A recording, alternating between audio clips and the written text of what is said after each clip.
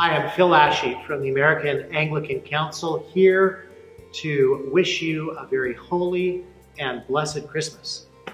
And as you and I read the daily headlines, we may be wondering, well, what's there to be very merry about this Christmas? We've got violence and persecution against people of faith in places like Nigeria and Pakistan and North Korea, especially against Christians, and broken marriages and burned out and morally compromised leaders.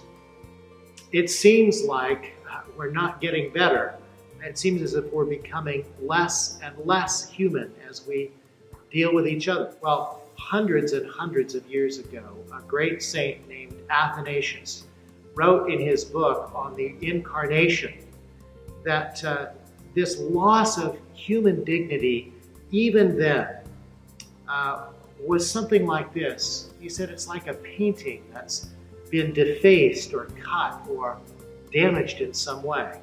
And he said when a painting is damaged or defaced, the only way to restore the original image is not to throw away the damaged panel or canvas, but rather to have the subject of the portrait to come and sit for it again, and then the likeness must be redrawn on the same material, on and in and through Jesus.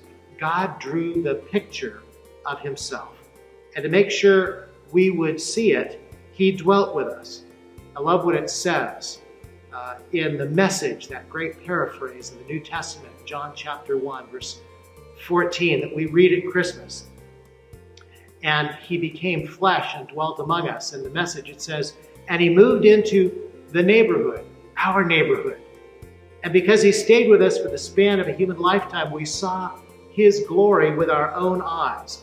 A word which means literally that we watched him calmly and continuously as he came before us, not in flashes of glory and radiance here and there, but continuously through his lifetime, through all of his words, all of his deeds, his miracles, his wonders, but just in who he was, Jesus Christ.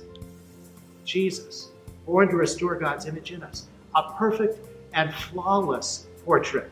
As the author of Hebrews declares, the Son is the radiance of God's glory and the exact representation of his being. And yes, as the Apostle John says, that light shines from Jesus, this baby in the manger. He shines in the darkness of our lives, and he shines in the darkness of our world, and he shines in the darkness of our culture and our neighborhoods and our workplaces and our politics.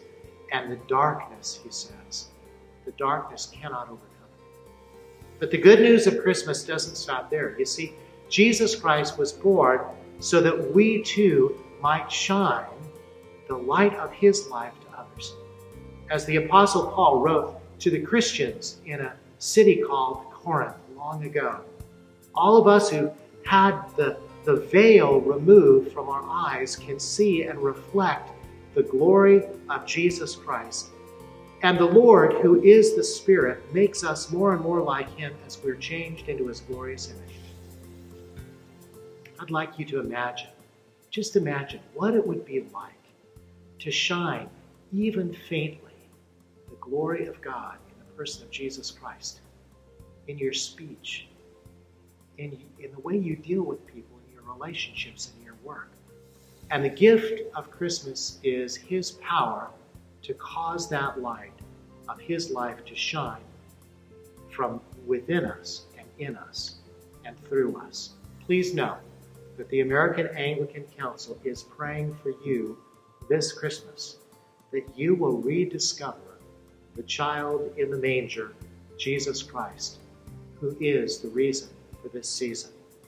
But more than that, would you join us in 2020 as we commit our resources to reaching and praying for all those loved ones all around us whose canvas needs to be restored to the masterpiece God intended it to be? Will you join us in asking God for opportunities to share with the ones we love, the ones we rub shoulders with, the ones we work with, our family, friends and neighbors? Will you join us in asking God for opportunities to share with them what the canvas of their lives could look like if they present them to Jesus Christ. Would you pray with us for them to surrender to the only one who can paint that flawless child of God life on the canvas of their lives? Merry Christmas, truly. May it be merry and holy, because we celebrate Him who recovers for us the very image of God.